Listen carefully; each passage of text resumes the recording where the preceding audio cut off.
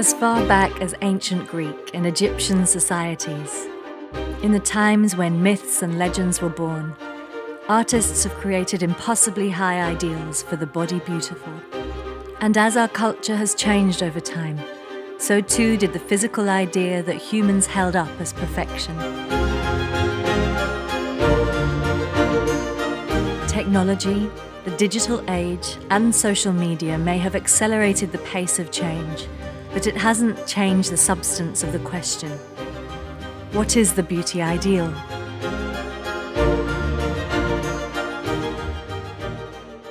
The ancient Greeks invented the notion of the ideal body, using the human form as an object of sensory delight and as an expression of the intelligent mind. They had a view that perfection didn't exist in nature. Perfection was what art gave to nature.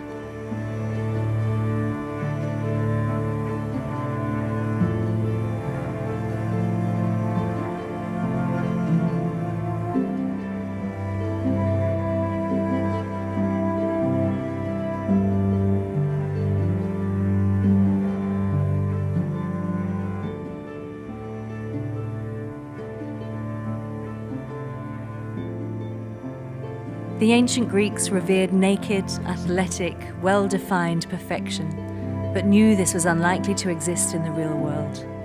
So their artists merged what they considered the ideal features from different bodies, often male and female, into one form to create the perfect specimen. The idea of a sculpted body was design. It didn't take inspiration from one model, but from several models. The arm of one, the head of another. The biggest compliment you could pay a young man of the time was to say he resembled a bronze god, a statue or sculpture.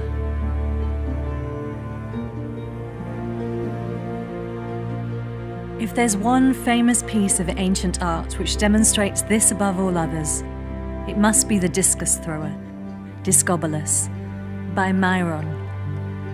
Myron, who was active as far back in antiquity as 450 BC, is demonstrating that sculptors can be philosophers too, and he employs more symmetrical detail in his figures than any other sculptor of the time. Like Da Vinci, as evidenced in his Vitruvian Man, created in 1490, Myron was an obsessive measurer. He used mathematics in order to construct and calculate his idea of the ideal. But even more than that, he also used the balancing of opposites, which had been the central theme of natural philosophy of the 6th century BC, in determining the nature of the world and man's place in it. The head is turned as one arm extends behind, holding the discus, whilst the other arm hangs free to counterbalance. One leg is weight-bearing, the other leg is weight-free. One set of toes arch up, and the other set of toes curl under. When you look at the construction of the figures formed together, you see a construction of balance, harmony, and rhythm. So I think there was always this in the ancient classic times with, the super masculine. The fascination with, the male body and the human form, always kind of centers around and points back to athleticism. So, whether it be the Greek gods or whether it be, the warriors and the people who were really, in ancient times were really revered and worshipped as heroes, to the heroes of today, which are the athletes and the NBA players and the football players and the soccer players. And, these are tremendously talented, powerful machines. And I think the idea of that type of masculinity is always something that, represents, the male form. 1,000 years after the body beautiful of the ancient Greek artists, the Renaissance period from the 1400s to the 1600s saw the start of a shift from the chiseled physiques of Michelangelo's David to more pale-skinned, voluptuous, full-figured female shapes. It was followed by the Baroque period, when Rubens and Rembrandt painted voluptuous female figures. Even today, the description Rubenesque is given to women who are larger than the average size.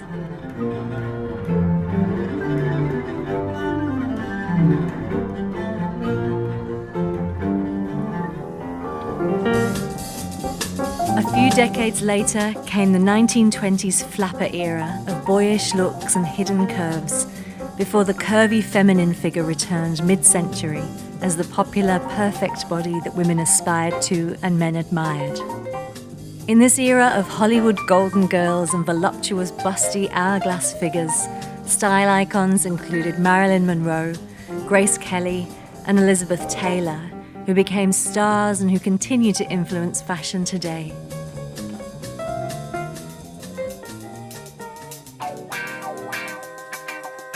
The 1960s saw an obsession with the Twiggy look, a thin, almost androgynous body type that for most was unattainable, and a body type that made somewhat of a comeback on the catwalks of the world during the late 1990s, when the heroin chic, emaciated look was popular among waif-like models such as Kate Moss. But it was the 1980s and 90s, the decade of the supermodel, that had many people, and not just women, questioning their body shape. It was the tall, slender female silhouettes of Linda, Naomi, Christy strutting on the catwalks and peering off the pages of magazines, as well as the buffed Adonis-like males of Marcus Schenkenberg and Tyson Beckford, who were depicted in the photo spreads and billboards of Bruce Weber, who brought a new focus on the physical ideal. I started in the late 80s, and it was the very beginning of the supermodel era. I remember Christy Turlington's first ever British Vogue cover, July 1986, by Patrick Marshall. I remember all these things, and you saw these girls, and Linda Evangelista being shot by Peter Lindbergh. They were just kind of reaching new heights, and they were becoming celebrities in their own right, whereas before the models had been nameless. And it was just such a special time. It was very creative, it was very collaborative, it was very exciting. It was pre-social media, obviously, so the magazines had such strength and they had such power because this is the only place that you could find these girls and see these amazing pictures. It was a liberation of sorts, so you were able to choose what suited you best. And in the middle of all of this, these creatures appeared. They kind of, appeared en masse. It's very strange because it's very hard to kind of pinpoint it, but all of a sudden they were just there and they were different. There was something, there was the Susie Parkers and Dovimas of the 50s and Lauren Hutton in the 70s and Twiggy and Jean Shrimpton and Verushka in the 60s, but there was nothing quite like this. For the first time in history, these models were bigger stars and celebrities than the best screen icons Hollywood could offer us. They're all the big stars of the world today, and that is what they do with the clothes, the way they move and everything. But people today want to know about those girls like people wanted to know about movie stars. Well, they've replaced movie stars in a way, have they not? In a way they do, because movie stars, they talk too much. They're like me, they talk too much. Huh? Today, just as in ancient times, there's a huge and seemingly insatiable interest in beauty, body culture. So what is the modern ideal? When does aspiration become exasperation? Are there destructive side effects for vulnerable young people? And now, new forces such as social media, diversity, gender fluidity, body shape, representation, and inclusion are shaping the culture's current idea of the ideal.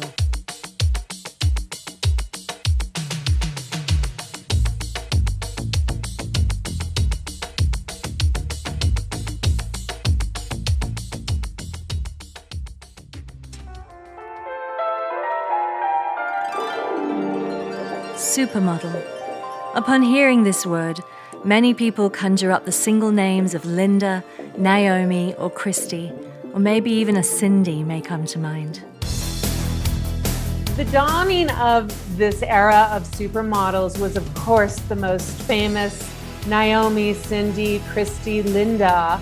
Millennials later to the dance might imagine more current memes of what a supermodel is, whether this be the heroin chic era stars like Kate Moss in her Calvin Klein Obsession ads, or today's reigning biggest earner, reality TV, social media star, Kendall Jenner.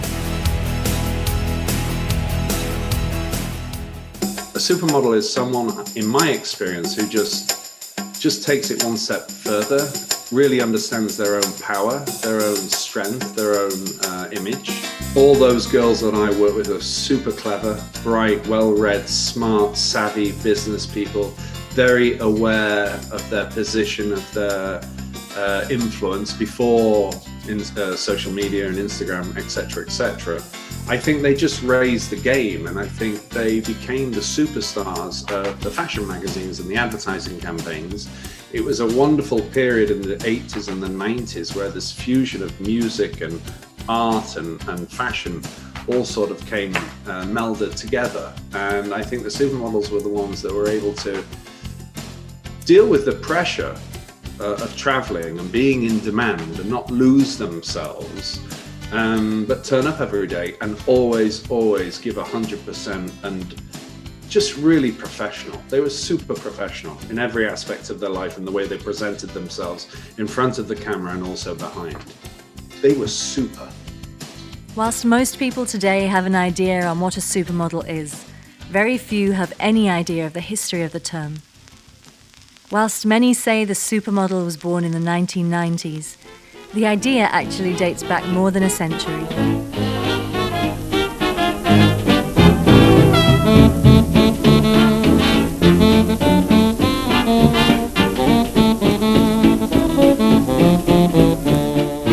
The idea of modelling dates back over 150 years to France, where the first recorded use of a model happened in Paris in 1853. Prominent Parisian designer Charles Frederick Worth first had the bold idea to show his clothes on a living person, as opposed to the wooden mannequins that were popular at the time. What we take for granted today was revolutionary back then. Worth not only changed the entire fashion industry, but the consumer-to-designer relationship as well.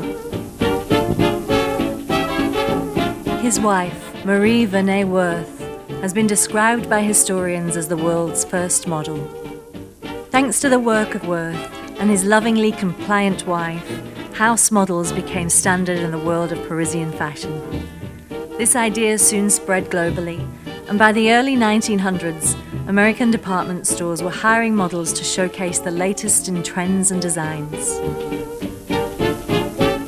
Revolution followed revolution, and as the photographic industry saw improvements in technology and increases in public interest, a magazine industry was born, and models were soon being hired for photographic shoots.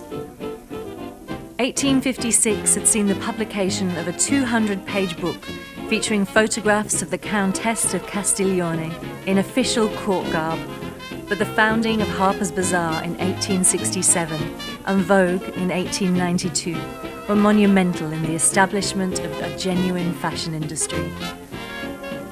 Fashion and modelling had now become synonymous terms. How then did the idea of superior or supermodel come about?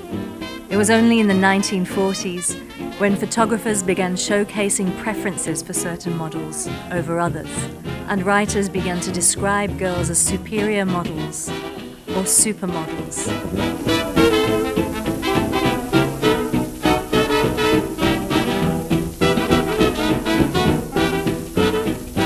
There is plenty of debate around who is considered the first supermodel. Anita Colby was referred to as a supermodel super movie saleswoman in a 1949 issue of Cosmopolitan. Susan Chu was also described as supermodel in Chinatown News in 1959. But the most widely agreed upon consensus names model Lisa Fonsegrives as being the world's first supermodel.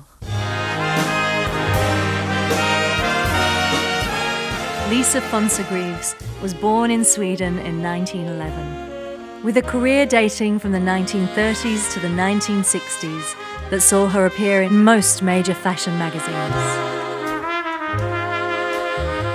Fonsegrives was loved by both the public and by the most high-profile photographers of the time, which allowed her to charge twice the going rate for a model. Fonsegrives' preternaturally elegant and patrician air and skill with movement and understanding of her body made her a natural in front of the camera, and soon leading image makers from Horst P. Horst to Man Ray to Richard Avedon were lining up to shoot her. She was well established by the time she met renowned photographer Irving Penn on set in 1947, thus beginning an extremely important collaboration in the world of fashion and in her personal life, as the pair would eventually marry. Penn photographed his wife and muse countless times during their marriage, several of his images going on to become extremely iconic and highly rated testaments to what is considered by many as the first golden age in fashion and photography.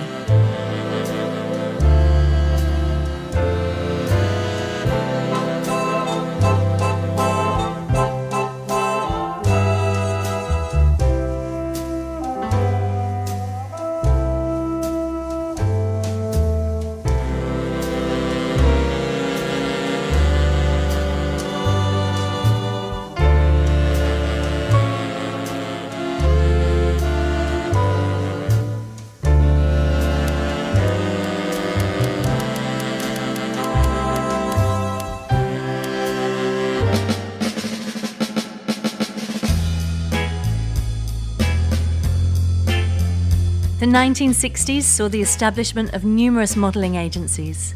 Not only did this formalise the career of the model, but it created an ease of innovation in the industry.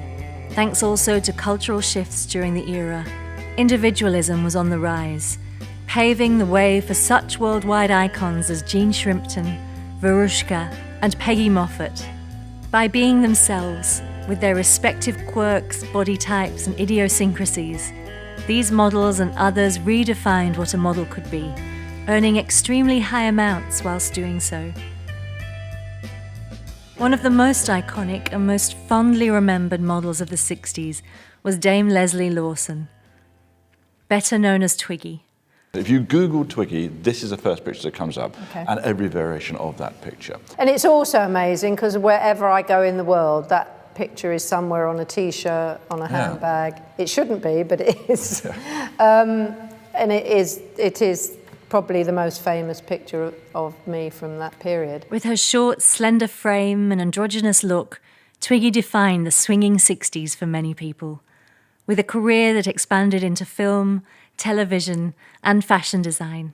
You know, because just pre-me, if you look at the girls before me, a year or so before, you know, it was Shrimpton, all those gorgeous creatures. So who were your heroes or heroines? Well, Shrimpton was all over my wall. I thought she was the most beautiful thing I'd ever seen. And Verushka, Jane Birkin, Moira Swan.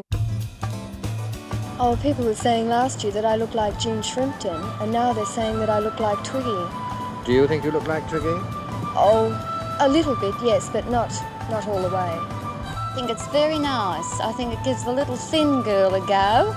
I mean, before it was always the vulturous girls, wasn't it? Well, now my girl has always been called Twiggy at school and legs 11 and all sort of funny things, you know. Well, now I think it's given her confidence. As time went on, and cultural groups and movements started to define history, the path from model to supermodel started to move beyond mere popularity. Suddenly, models needed to be needle movers, able to outshine the clothes they wore. They needed to have the it factor.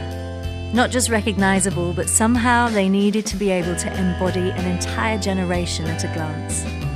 So what was it that separated a supermodel from a model? And how can one face define a generation? These were no longer philosophical questions, but a genuine business hurdle, one that marketers struggled with, especially during the 1960s. Training for the day when heads will turn to look at them at an academy in Fulham, London, as some of Britain's models of the future. For this is one of the country's most up-to-date training schools for models and mannequins.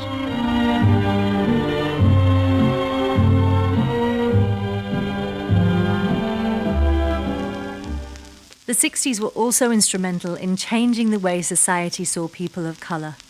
To a large extent, Caucasian models were the norm, and there was little diversity to be seen in the industry. But during this era of revolution and love, women of color began to get the recognition they deserved. Born Peggy Ann Freeman in Detroit, Donielle Luna was the world's first African-American supermodel, appearing in a number of films by Andy Warhol and also Fellini's Satyricon. Oh, c'était... Oh, c'est beau, ça. Ça, c'est beau.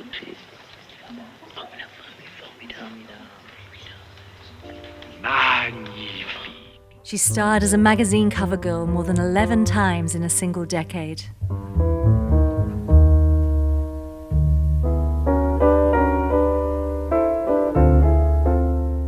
Salvador Dali deemed Donielle Luna the reincarnation of Nefertiti.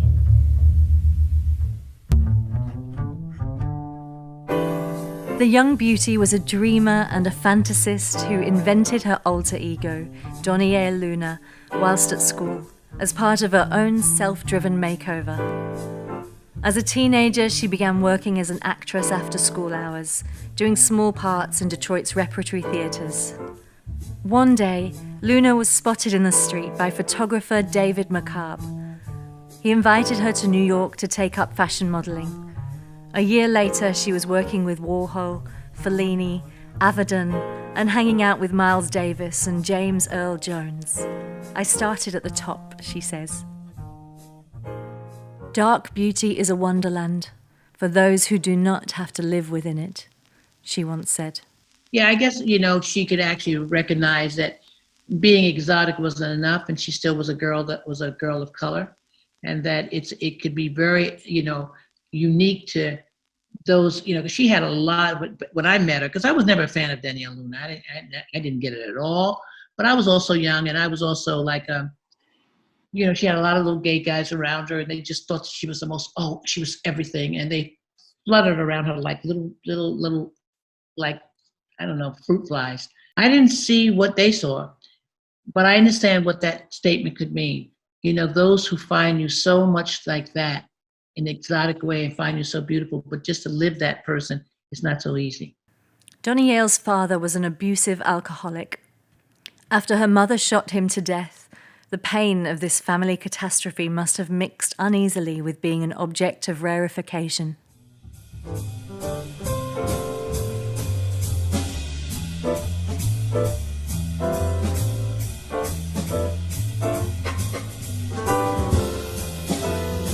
Boyfriends included actors Terence Stamp, Klaus Kinski, as well as genius junkies Miles Davis and Brian Jones from the Rolling Stones.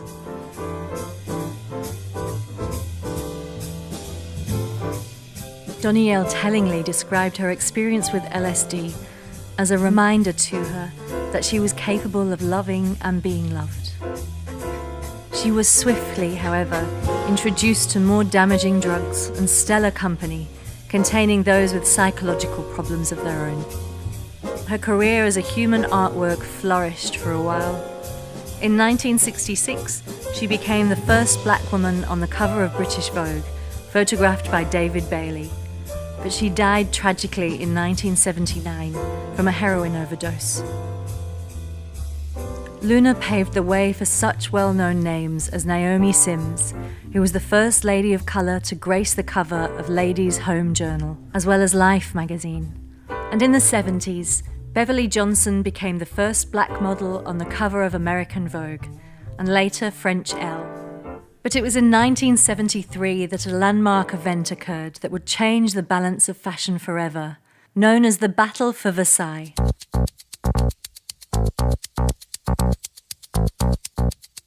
On a late November night during 1973, 5 American fashion designers, Oscar de la Renta, Bill Blass, Anne Klein, Halston, and Stephen Burrows, gathered at a palace of Versailles to show against the 5 French designers considered the greatest in the world: Yves Saint Laurent, Hubert de Givenchy, Pierre Cardin, Emmanuel Ungaro, and Mark Bowen of Christian Dior. The star-studded room included everyone from Andy Warhol to Josephine Baker and the Princess Grace of Monaco. While the French came with their elaborate sets, the Americans arrived with Liza Minnelli and 36 models in tow. Oh my God, who doesn't want to be in show business and work with Liza Minnelli as a chorus girl? I mean, you gotta hoof it in the back, but you're still there, you know? Some of the girls had never been off 7th Avenue. They'd never been to Paris. And it was like all the girls that you would never see in your life were the saviors of American fashion.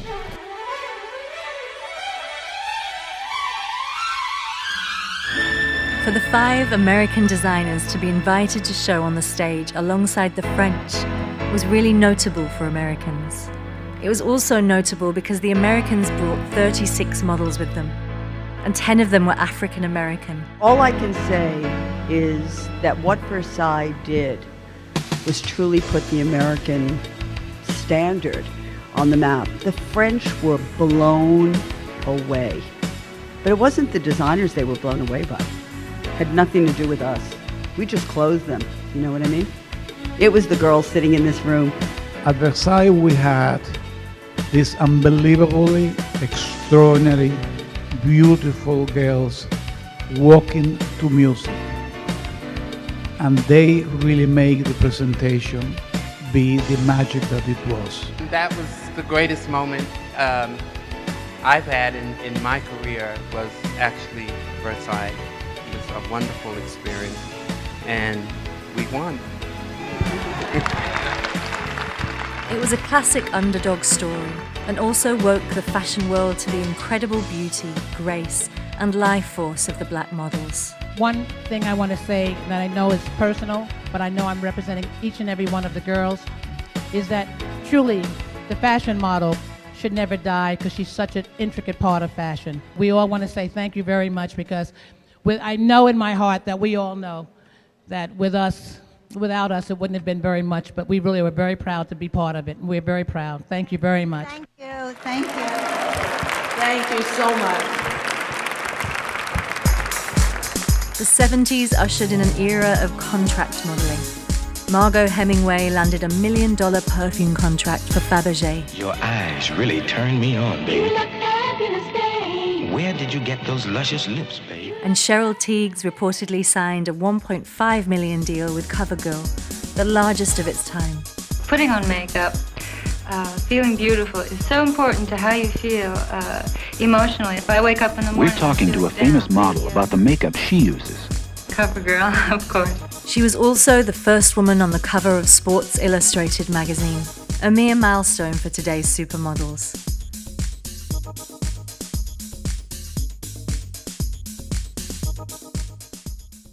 When I came to the United States, everybody thought I was a royalty. They said, she's a princess and all that. And I remember meeting Diana Vreeland on my second day, and she was like, now that is a neck. And I was like, she's crazy.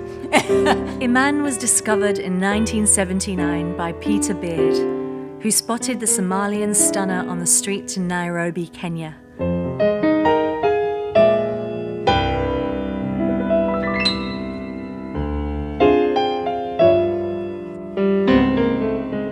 She moved to the USA, and her first job was with American Vogue. This is my first Vogue shoot. So here I am wearing Halston. Peter took me to see Halston literally the 4th day that I arrived in New York. So I walked into Halston's studio, and he was so grand with all these mirrors around him, a hand in his pocket, the ever-present cigarette in his hand. And he said to me, "Darling, can you walk?" And I said to him, "How the hell do you think I got here?" I had no idea what he was talking about. And he actually had Pat Cleveland come and help me to show me how to walk. I was mesmerized by Pat because, as you know, she twirls and all that. And I was like, nobody is going to be expecting me to do this. There's no way I can do that. And needless to say, I've never copied her because I don't do the twirling. I decided that I will come up with my own walk, making myself very grand and, walk slowly and that. But all that came out of fear. Iman is a bestie of mine. I've known her since she first came to this country in America. So And I was when she calls me her because I embraced her at a moment that was a little bit difficult for her, and she calls me her Statue of Liberty. When she wrote her book, that's what she refers to me as, her Statue of Liberty. First person that was really kind to her and gave her a welcoming hand. I met Iman through Beth Ann, and over the years, she's always been like a big sister. And then, having a chance to work with her late great husband, that was amazing. He used to crack me up. We used to just joke and just, the little bit that I get to be in her life is kind of cool because she is a legend, and always will be. And, I feel like the industry doesn't give her as much props as she deserves, which she's the holy grail. Her, Beth Ann are really truly the holy grail, and they're just so powerful. And I remember seeing her as a kid, like in the 70s in magazines, like, wow, who is this amazing woman? Like, I want a wife like that, So it's very powerful to see these women. She quickly rose to supermodel status and became a favorite of many designers and photographers. Yves Saint Laurent once described her as his dream woman. Yves Saint Laurent asked me to be his muse one season. It was a couture season. My God, this is an opportunity to work with a master. And I immediately said yes to it without understanding what it entailed. I get there and they give me a white lab coat, silky pantyhose with a seam at the back, a black stiletto, underwear off, bra off, put the coat on and wait. And waited. And then all of a sudden I was ushered into his studio. And I was standing 12 hours a day. It was the most difficult job I've ever done. But what I've experienced was something I've never experienced in the fashion industry, which was fabrics from bolts of fabric being created around my body and cut on my body to create this couture collection. When he finished the collection, he called it the African Queen. It was just brilliant. She would later marry with David Bowie, become a successful entrepreneur and philanthropist/activist. There are people who just come to the earth that's just meant to do. It's the destiny. It's their actual destiny. They come here to actually be successful, and they will be because of who they are. It's like having all of the chromosomes in your system that all comes together to makes it all work. No matter what journey they go through, no matter if they go peak like this, they come up because they're meant to. And they save themselves from themselves because they're real deal. And she has a mind if she works on something, and look, it just comes together. I'm sure other people do the same thing. Nothing comes together. But in her case, it does. It did. She's a unique character. A beauty at the beach. She's sophisticated in that way. But she's strong, she's tough, and she knows what she wants, and she goes after things. Secret of my success is patience, which is the most difficult, right? Patience. Be patient, stay focused, keep your eye on the prize, and your time will come.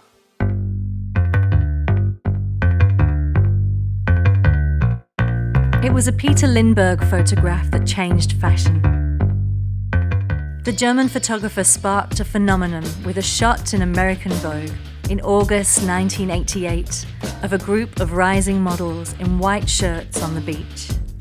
Then in January 1990 came his British Vogue cover, featuring a black and white tableau of the original single moniker models, Linda, Naomi, Cindy, Tatiana, and Christy. That was January 92 for British Vogue. And this is the birth certificate of the supermodels. Birth certificate of the supermodels. That there's such a group right now. There's like a cluster of us that people seem to know. But I think that, and we talked about this before a little bit, that models are glamorous right now when no one else. A lot of people sort of shun glamour for a while, and models still are glamorous because that's what we do, and that's what people. It's because sometimes people don't have that in their life, so they want to look at it and they want to see it. So it was the late 80s, and all of a sudden we noticed in the industry something different was happening. The really good models that were working all the time were selling out on magazines and product and things, and suddenly they were being known by just one name, Cindy and Linda. And so it became the era of the supermodels, just going from the late 80s into the 90s. And for me at the time, I was running Elite London and Paris as the head booker. So it was a brilliant time to be in the industry.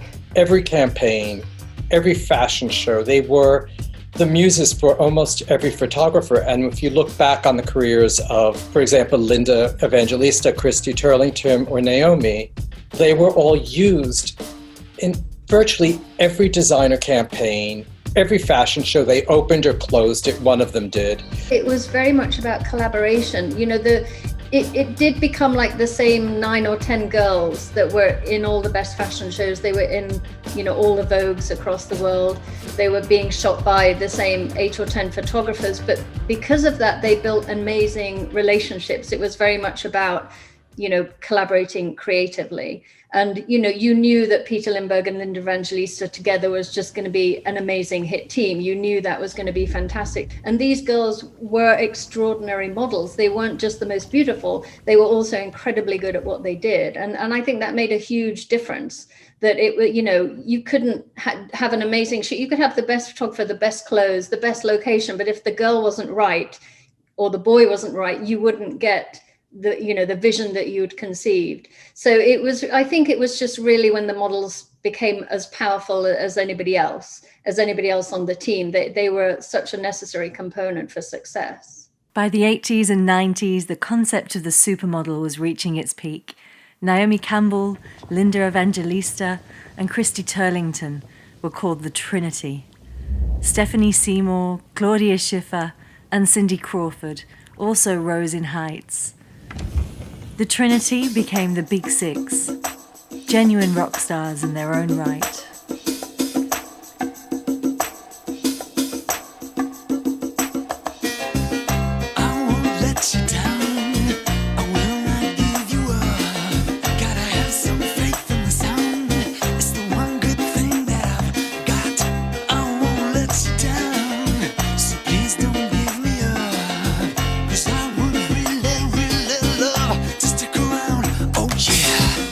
George Michael's Freedom 90 has had a lasting cultural impact. The catchy song released 30 years ago in 1990 addressed his struggles with identity, George's troubled sexuality, artistic growth and stardom in a meaningful way. I suppose obviously as a 22-year-old, 23-year-old, obviously I'm more experienced sexually than I was as an 18-year-old, so maybe it's time for that to start reflecting in the music. Everyone is right now expecting me to move into the kind of artists that they've been comparing me to for the last couple of years, i.e. another Elton. But I do have the advantage of youth. At the time he was struggling with the media scrutiny on him, and he also is inherently quite a shy person, so that side of the industry he really struggled with. And at the time he just felt that he just didn't want to do another music video, and he was moving away from Wham and into the George Michael solo career at the time. Becky Davies was a booker at Elite Paris in the 90s who happened to manage the Big Six. She was also dating George Michael's manager. Casting the models for Freedom 90 was her suggestion. He really wanted to again have another phase of his life. Having written Freedom, which we'd all heard, he felt that there was a real correlation between fashion and music. The cover of Vogue had come out with Peter Lindbergh using the 5 supermodels, and he literally turned around to me and said, "Becky, I want to use the 5 supermodels in the video." And I'm, what? We'd had a few wines by then. And I also then went on to explain that it was Paris Fashion Week and getting those would be like finding hen's teeth. And I said, you know, it's just going to be impossible. So I said, what a brilliant idea. David and I both thought it was an extraordinary idea. I managed to sort of procure, I think Naomi was the first. So we got Naomi. And I have this distinct memory of negotiating up and above the 10,000 US per girl, flights on Concorde to bring them in if they were in, you know, New York, just to try and get them there. We had a small window. I remember when George came up to me in LA was in a nightclub, and he was like, well, I heard you're the leader, and I want you to do this video. I want all of you from the cover in a video.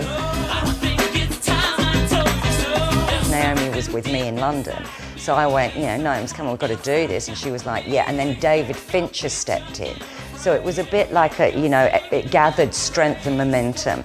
And once that happened, then everyone just went, I'm going to do this. And it was finally with Cindy, and she went, I want to do this. This is going to be an iconic moment in the music and fashion industry, and I want to do it. And at that point, we were in the play.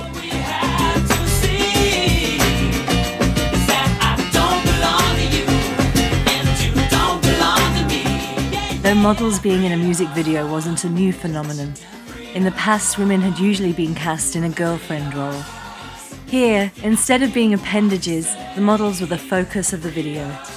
They, along with the lesser-known male models John Pearson and now fashion photographer Mario Sorrenti, were the ones lip-syncing lyrics. I think the fact that they added somebody like John Pearson in there who still looks unbelievable. I mean, he's Montgomery Clift handsome, an excellent model. He's a wonderful human being. My agent called and said, oh, look, there's this Christy and Cindy and the girls are doing this great new video. You've got to do it. It's George Michael. He's really, it's a great song. They want you to do it. I said, can we fit it in? And he said, yeah, we can. I really think you should do it. David Fincher is the director. He's going to be a massive director. I said, okay, let's go. Let's do it.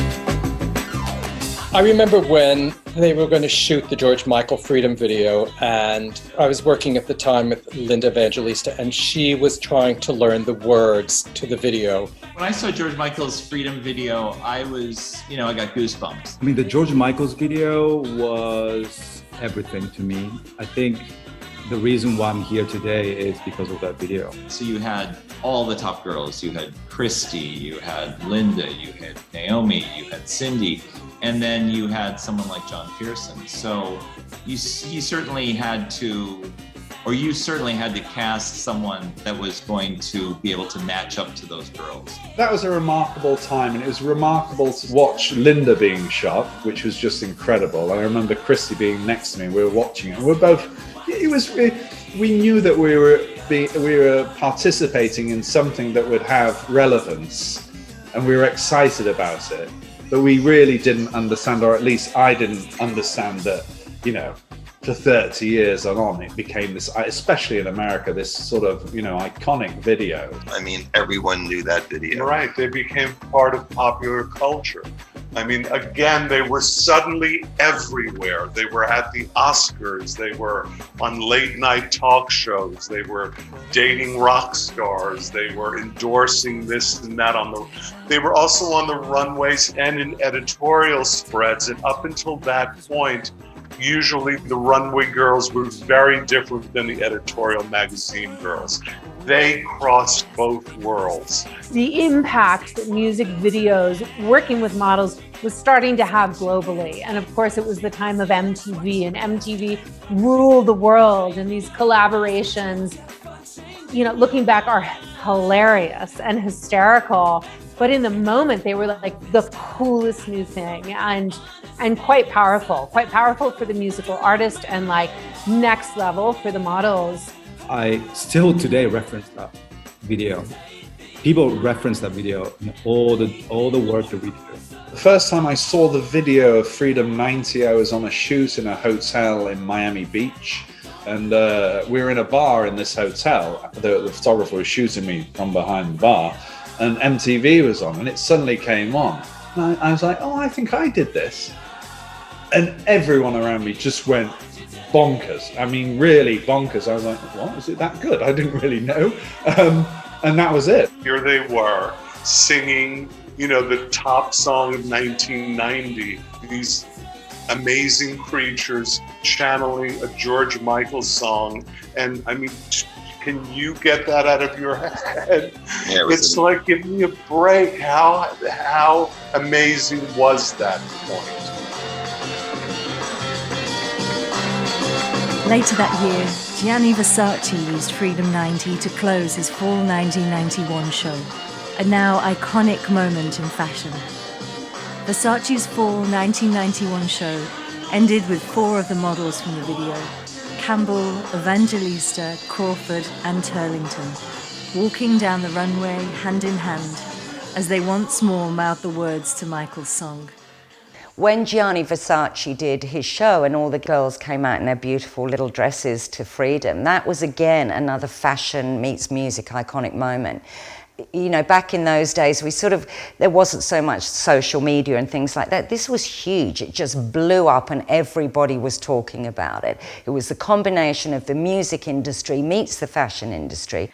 Gianni Versace solidified the importance and status of supermodels by bringing these 4 together, a moment that took place thanks in part to Michael and his music.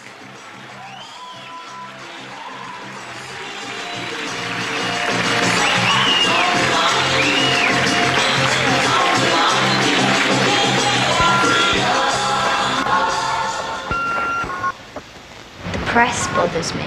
Press? Yeah, the tabloids, like the gossip. And people believe it, you know, often it's never true and, you know, that kind of stuff. The 80s were over, and the 90s, to me, represented something different, something more natural, something less flashy.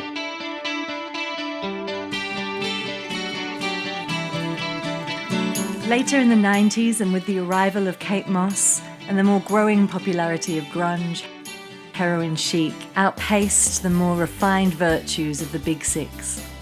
Or maybe if I'm not finished, in the world of supermodels, the big news this season is the rather small Kate Moss. Her little girl prepubescent image is a big change from the taller, curvier models who've dominated the catwalks over the past few years. What do you think about doing this? They're all taller than you, for one thing. I get heels. I get heels and they get flats. Thank goodness. When Kate Moss shot to stellar stardom, it was widely agreed that fashion hadn't produced anything quite like her since the days of Twiggy, and nor was it ever likely to again, at least not for another 20 or so years. But now the fashion business has once again donned its suit of political incorrectness. This time it's hungry for waif newcomer Jodie Kidd, and it seems there's just not enough to go round. Influenced by a constant bombardment of media images, everyday girls are literally dying to be thin.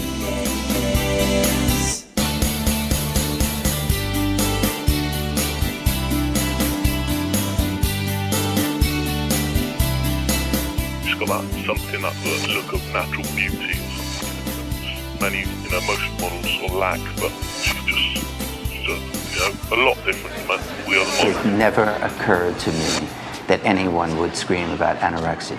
I mean, I never thought about it. When people do talk about supermodels, and they always cite you as Kate Moss is always cited as the supermodel that's maybe a bad influence on young people. But you're thin. Have you always been thin, or do you work hard to be your shape? I've always been thin, but all the girls are thin. Right. Most of the girls. I mean, a lot of the girls. Everyone's different shapes. Some people are smaller than me, and some people are bigger. You've never dieted, have you? I mean, she eats perfectly normally. You just eat normal food. You don't have to bother. It's really annoying, isn't it? High metabolism. So you just nervous energy. I just wonder though, maybe it would be a good thing perhaps because so many young girls who aren't lucky enough to have a figure like yours do diet and do starve themselves. But they're going to diet anyway. People are going to diet whatever the fashion trends are, I think, anyway.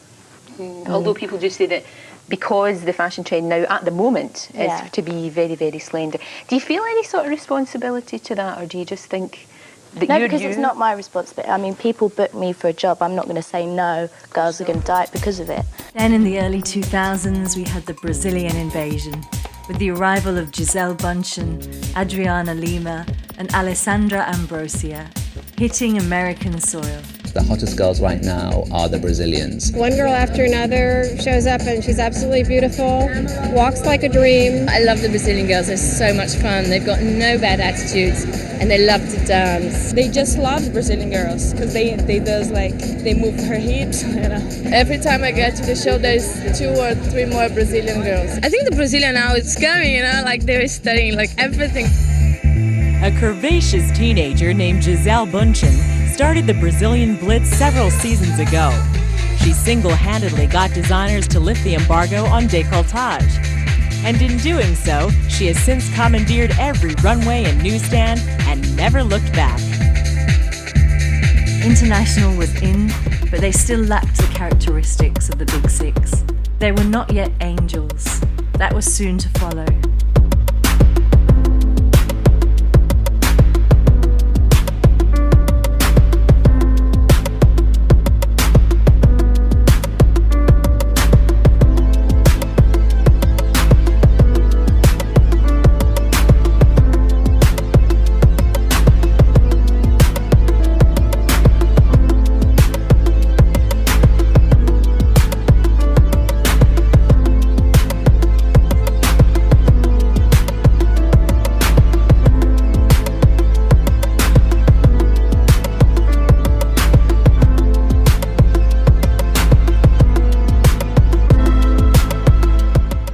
Launched in 1995, the VS annual show was a global phenomenon. The show happened every year in locations including London, Paris, Shanghai and LA, with legions of the world's biggest supermodels wearing incredible show-stopping, flesh-bearing lingerie in a $12 million runway spectacular.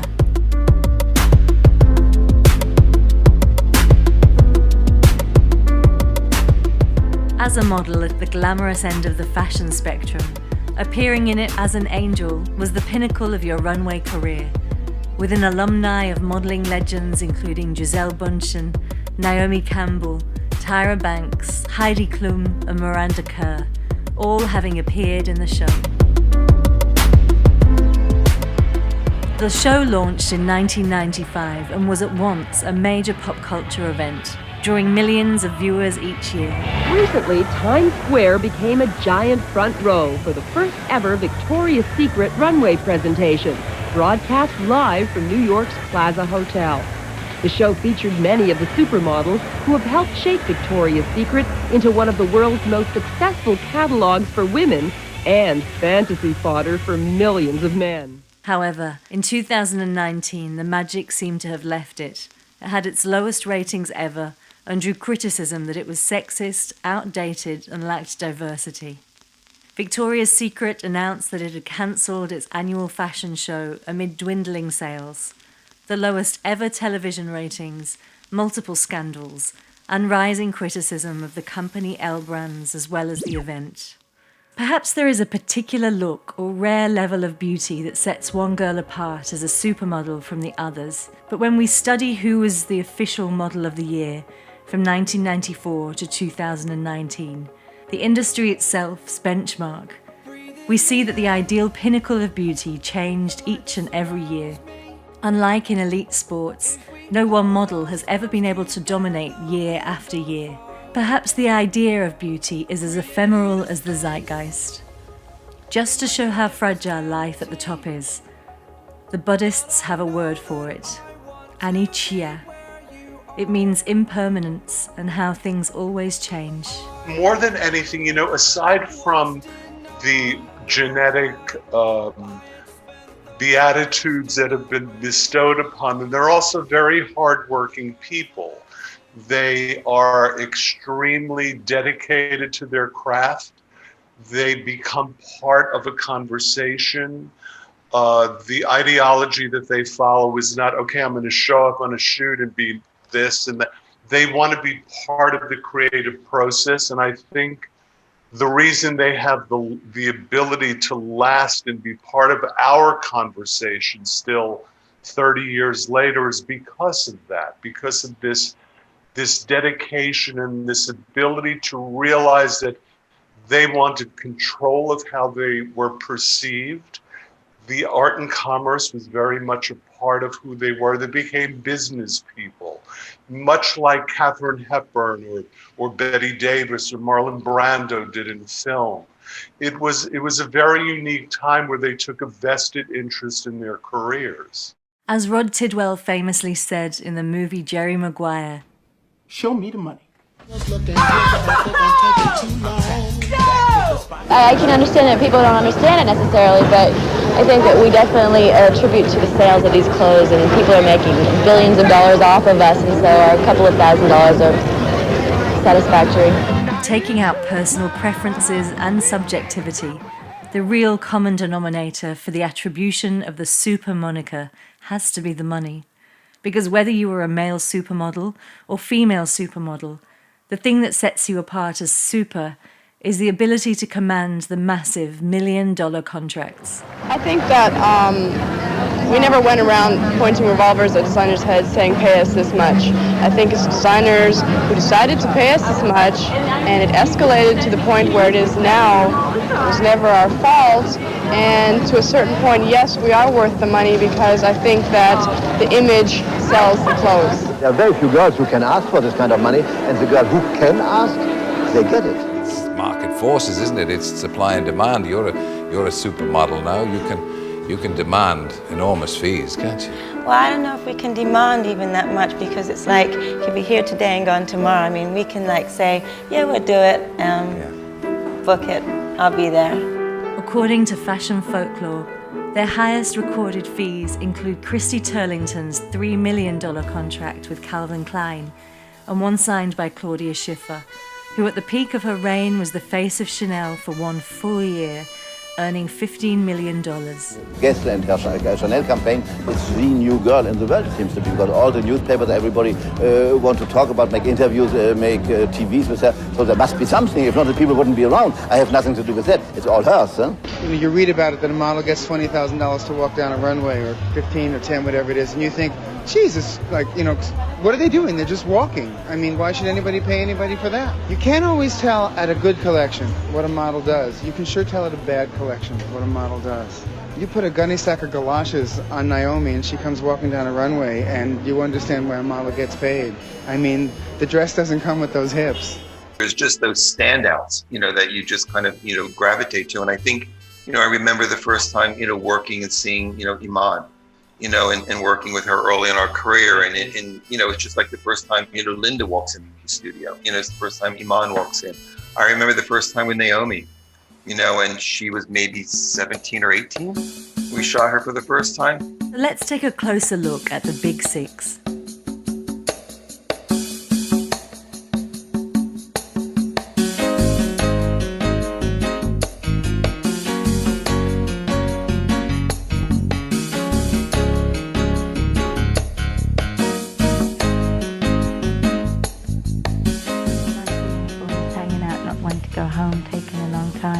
I just want to stop up in Covent Garden. Covent Garden's fun. A lady came up to me called Beth, and she gave me her card and she said, you know, you could model. And I was quite surprised that she came to me, because I was with all my girlfriends who were really like beautiful, blonde hair and blue eyes and tall.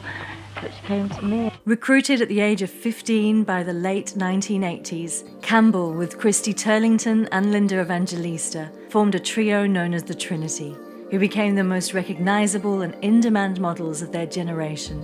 For me, Naomi Campbell is just one of the most extraordinary. She's like a Black Panther. She has this sinewy, fabulous body. Her face is just like a goddess. Her and the camera just have this symbiotic relationship that is second to none. And watching her work, I had the great opportunity of seeing her shoot a French Vogue cover and main fashion with Patrick Dumarchelier, a very well-known photographer. And just seeing her, she had a string of pearls, I remember, around her neck, and she was wearing Chanel, and just flicking these pearls around. I was just enthralled to watch her. And you can see then what makes her a supermodel. Naomi is absolutely brilliant, creative, innovative, cheeky, funny, an amazing mover. She's brilliant. She's a natural born superstar.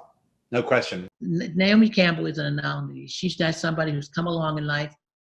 You know, I was, you know, my expression about her, and she, you know, this is written all over anything that anyone wants to say about me and Naomi, is I call her my Buffalo Soldier. She was fighting on arrival, fighting for survival. She's that girl. And I think that she basically is so unique in who she is, you know, so she's just destined. There are people who just come to the earth that's just meant to do.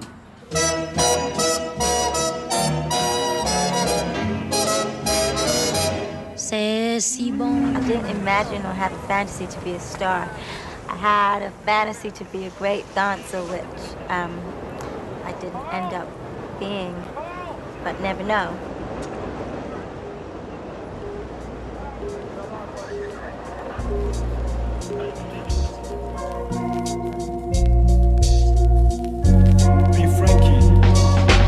The walk of Naomi Campbell, again, second to none. She has this ability to make everything move from the hips down, and it's just basically sex on legs. I think that's the way I would describe her. Naomi will be modeling or will go down the runway when she's 75 years old. Mark my words. You heard it first. Here.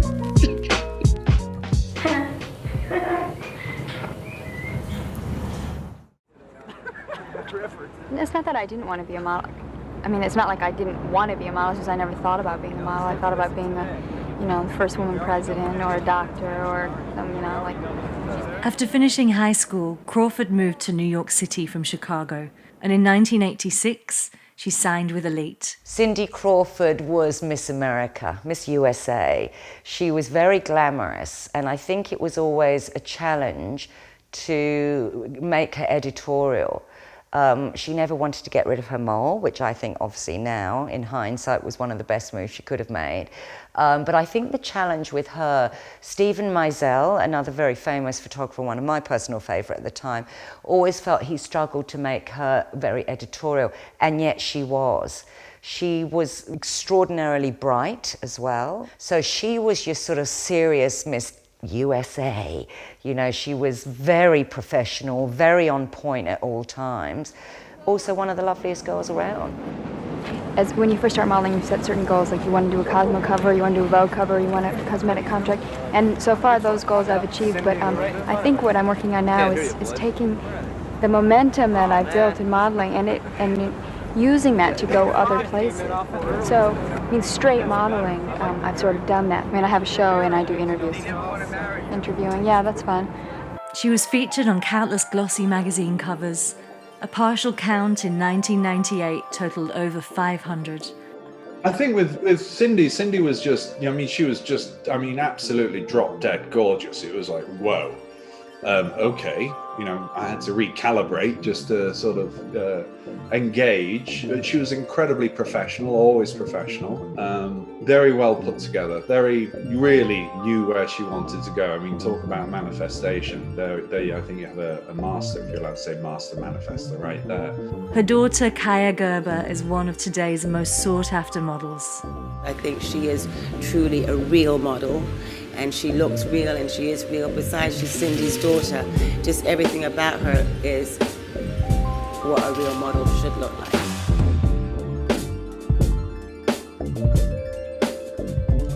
Can you get a shot at there? Laura, there you are. Gary, get your hands off that magazine. There you are. There she is on Cosmo. She is one of the most in-demand models of the world. A little something for yourself. Please welcome Christy Turlington.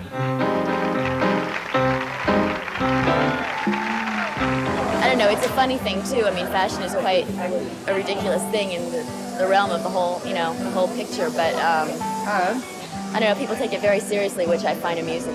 In 2008, casting agent James Scully said Turlington was the greatest model of all time. He added, "You could combine every model to this day into one person, and they wouldn't come close. Sorry, girls." She's like incredibly nice, professional, and she's intelligent and all of that, but really it's because she's so incredibly ravishing.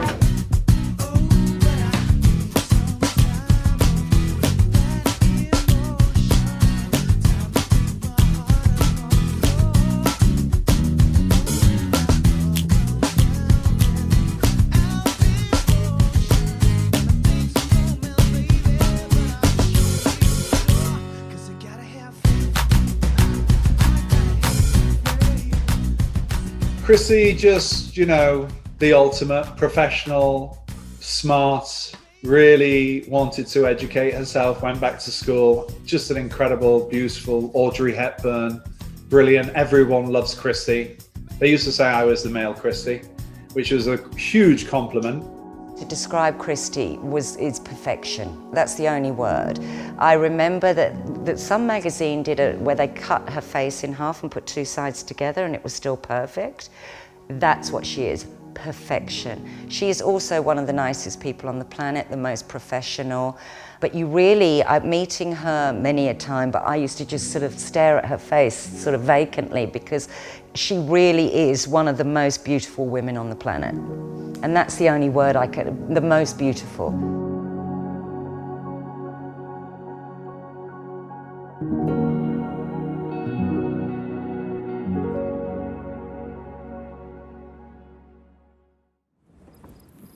She's magical. She's definitely a magical person. Born in Croydon, South London, Kate was discovered at 14 years old while walking through an airport. My dad worked for Pan Am, and we were on standby for like 3 days. We'd slept in the airport. Eventually we got on the plane. It was the same plane as my agent. Her brother came up and asked me if I'd ever thought about modelling, and I was 14, so obviously I hadn't thought about anything.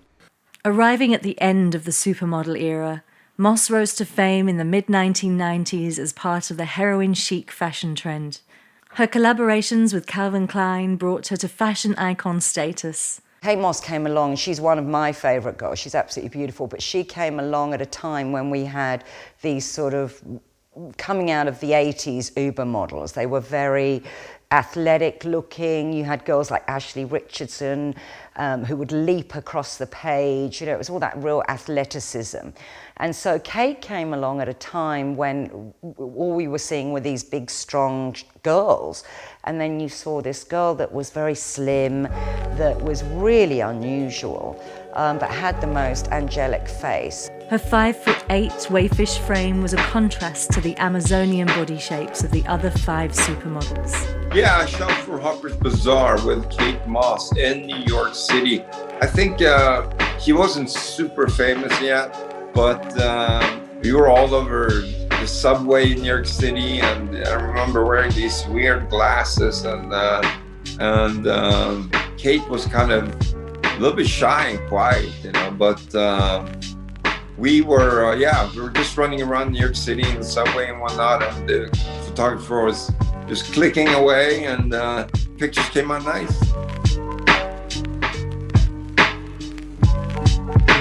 Regarding Kate Moss, I actually never worked with her, unfortunately. I really wanted to, and I think she is, well, probably and accurately one of the greatest, most iconic models of all time. And she is extraordinary as an actress, as a model, as a personality, as a character. I think she represented that whole, when she came onto the scenes in mid-90s, that whole grunge Korean Day episode of fashion, which was sort of girl next door, but girl with great attitude and wasn't afraid to swear, to smoke, to be a bit of a lads, because there's a whole lads culture going on at that point.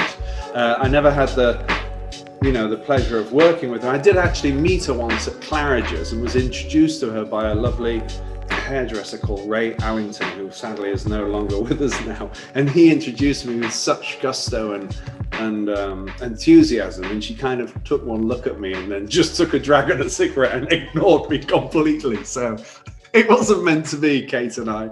But she is, you know, phenomenal in what she's done, and the influence and the power, and you can't not love Kate Moss. Well, I'm famously known as turning Kate Moss down. She was working with a photographer called Corinne Day, who was originally a model with us. And Corinne shot her in some photographs on a beach with an Indian headdress on, topless. And she was 5'7" at a push, Kate. And it was the time of the Uber model. Everyone was 5'9" and athletic and aggressive looking. And then Corinne came in with this girl who was 5'7" and all sort of skinny and demure and unusually wearing an Indian headdress in the ocean. And I was like, I understand, but I don't really. And I showed Carol, who owned Elite London, and I said, what do you think? And she said, no, it could be too difficult to push. I think it's a no. There you go. I've had a long career. I think it has to do with the people I work with. I'm professional, I'm on time, and I change for them. But I change for me, and maybe that's got a lot to do with my staying power, I guess. The Canadian-born model was discovered by Elite Modeling Agency when she was just 16 years old. Her career took off when it was suggested by French hairstylist Julien Dice that she cut her tresses into a short gamine cut. The hairstyle eventually became known as the Linda. Linda Evangelista, the great Linda Evangelista, amazing soul, always willing to help. I mean, like I said, the first time I met her was in Milan, and she helped me kick my nerves out the door and you know, helped me to embark on being such a good runway model. Just amazing soul, just, you know. Linda Evangelista, my personal favourite, was always the supermodel. She was the epitome of the best model in the world. She was changing her looks every 5 minutes and rocking them and really starting movements every time she cut her hair or she wore something, and she was just the iconic fashion model's favourite model.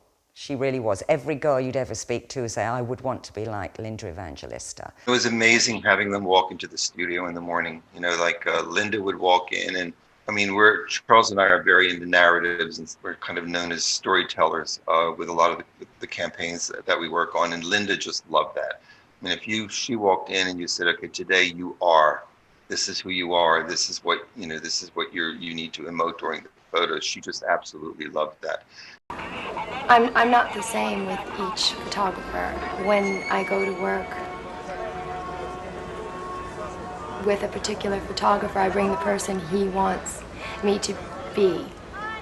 I don't just bring me, myself.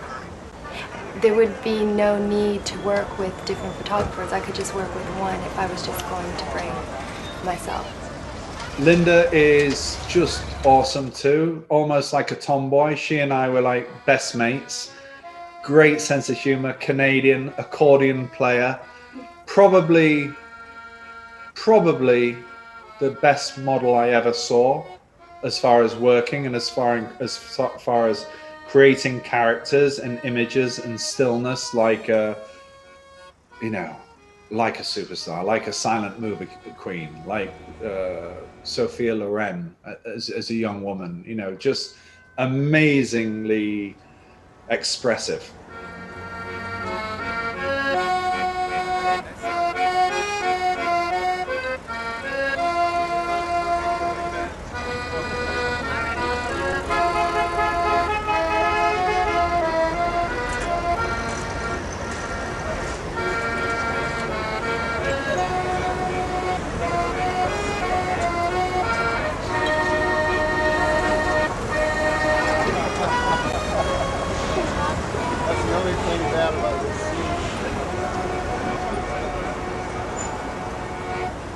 I've done fashion shows with Linda before, and we did a trip to Greece also for a fashion show, and I think that might have been after the Kenner shoot though, but that Kenner shoot, I mean, it was quite, Linda was, you know, a little bit late for work as usual, I think, but once she was ready to go, things went smooth, you know. The little monkey Jessie was in a great mood and ready to rock and pose, and so it was fun, exciting shoot, and also to work with Linda. I think it must have been one of the first time I worked with Linda. So, and just, you know, I mean, I had done shows with her before, but to be just the two of us and little Jessie, the monkey, it was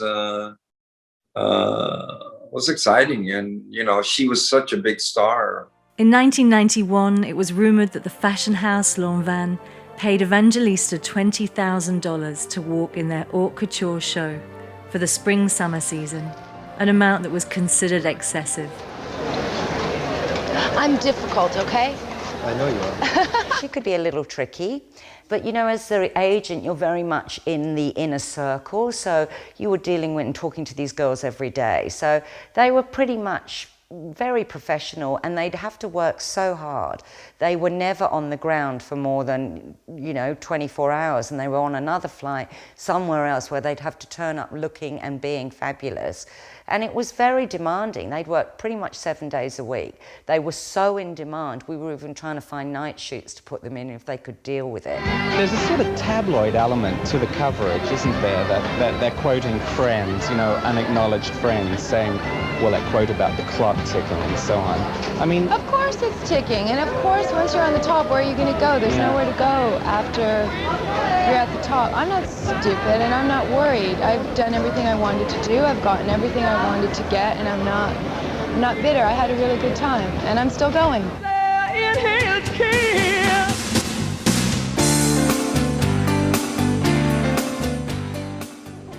I'm coming from Germany, and we didn't really think about that, too much. In America, for example, every little girl has a dream about being a model. In Germany, we don't think about that. Nobody collects pictures of any kind of model.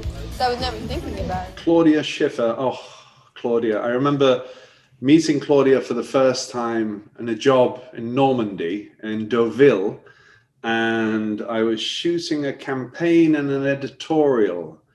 And the editorial was with Peter Lindbergh, the campaign was with Pamela Hansen.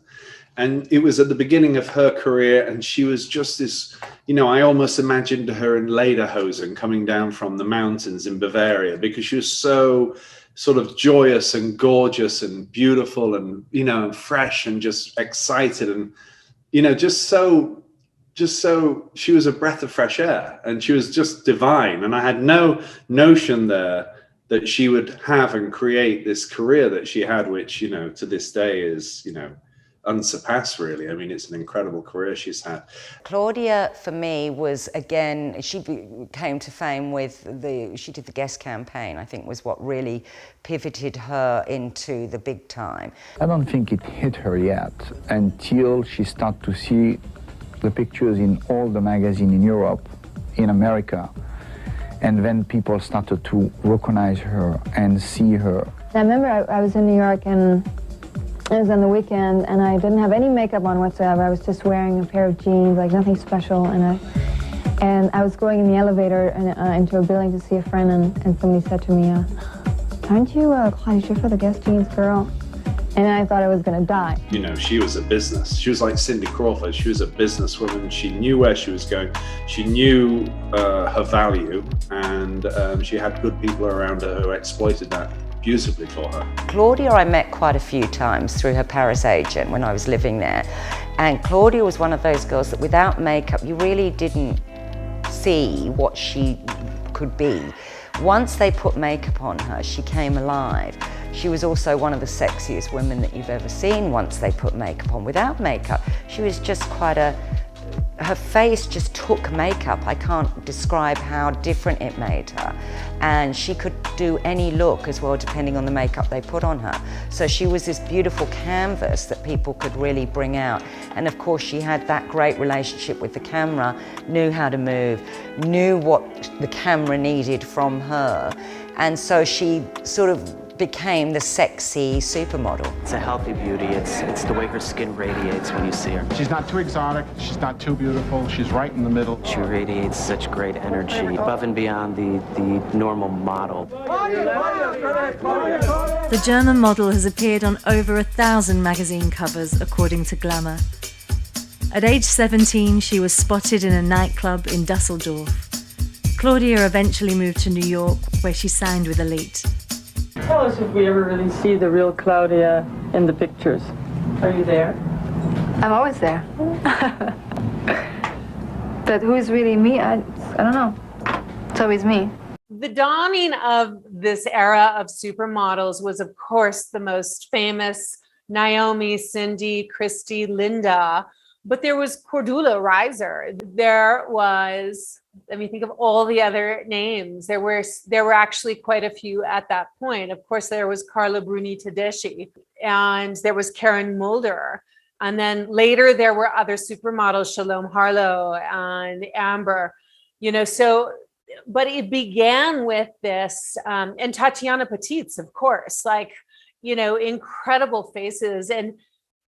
there was a drama that we all brought to the industry at that point, and we all became like able actors. You know, we played the silent role of becoming actors in our own play and being able to participate and collaborate with photographers, where I believe that prior to that, a lot of the women just kind of took orders and did what they did. And it was a very generic feminine representation of what the male wanted to see. And there was a different invitation in the 90s to be defiant, to be emotional, to be dramatic, to be fierce, to be on a Harley Davidson motorcycle, to be a rock star, and to like really, those of us that could scream and do all these crazy things were the ones that became sort of the supermodels of that era.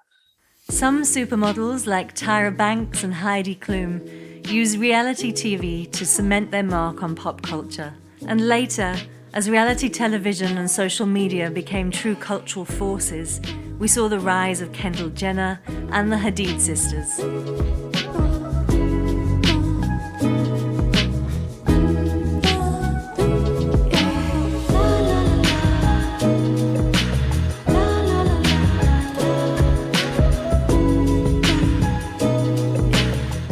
Today, the biggest defining factor for a supermodel is not the amount of magazine covers they grace or their IMDb page. It's their social media following. The models who have these massive followings are the supermodels of today. If Kendall Jenner decides to post an image from a campaign, suddenly 100 million people are going to see that picture. You can see how models like that can command much bigger salaries. It's not part of my contract that I need to have social media, but they definitely appreciate every client that I work with. They definitely like look at you and they're like, okay, she has a lot of followers, so we want to do the campaign with her. So it helps you get jobs. I actually now see it almost as a form of medium for work. Fun as it is, I also try and put some time in when I'm on my downtime for work and engage in it in that way. Sometimes it feels like a burden. Sometimes you feel the obligation that you have to post consistently, even when you're living your life. You have a million things day to day that are going on. It's almost like homework sometimes, it feels like. My thoughts on the supermodel back in the day and the original supermodels and the supermodels of today, it's so different. Obviously social media has made a huge difference. My feeling was the supermodels back in the 90s, it was this phenomena. We didn't have the social media accounts and followings. And therefore it was slower for these girls to get out there and become famous. And when they did, it was like a supernova. It was everything collided, fashion, music, the model industry, all collided to create this wonderful phenomenon. The supermodels of today, it's a different kind of phenomena. For me, Kendall Jenner is the phenomena of the Kardashians, and maybe a combination of reality TV meets the model industry rather than fashion. I think then fashion comes in afterwards. At the end of the day, we were all trying to sell product, and it was whatever sold product that then became the phenomena. Hello everyone, it's Dixie and Charlie. Welcome to whoever's YouTube channel this clip makes it into. We have no idea, but we are both here and ready for YouTube. Today, the supermodel archetype has shifted yet again. No longer just defined by magazine covers and big brand campaigns. Today's supermodel walks the runway, bumps elbows with the elite, and also runs an entrepreneurial empire, all while documenting her life on social media to an audience of millions. This is a story about a time I almost accidentally walked out on an Alexander McQueen runway naked. Lately, although the transition has been slow, prerequisites for her weight, colour and gender identity and her attitude are starting to crack wide open. A whole new era beckons. She has evolved and is evolving into an altogether new era of iconography, and although her role and her title may change, her impact is unlikely to waver.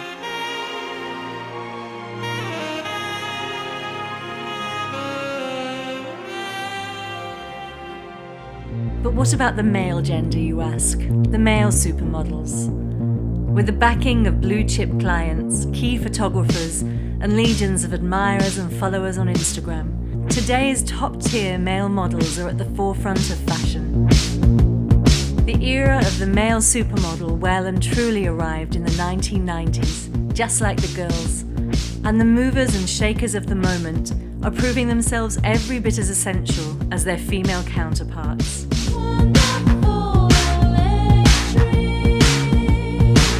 We have taken you around the world to meet the most beautiful models, but now women are asking, one of them next to me, where are the great-looking guys? From the daily call sheets of photographers like Steven Meisel, Mario Testino, Nick Knight, Merton Marcus, Bruce Weber, and Stephen Klein, to ads for mega brands like Prada, Burberry, Calvin Klein, and Versace, male models are making their presence felt.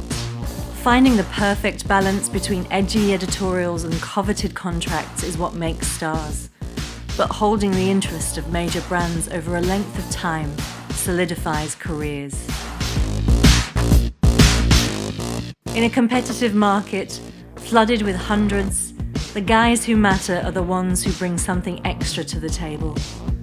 So now, having framed the conversation around what it means to be a supermodel, we explore the changes and movements that paved the way for the male supermodel, the revolutions of the remarkable decade that was the 1990s. The music, television, technology, and how one photographer in particular almost single-handedly changed our concept of the ideal of masculinity.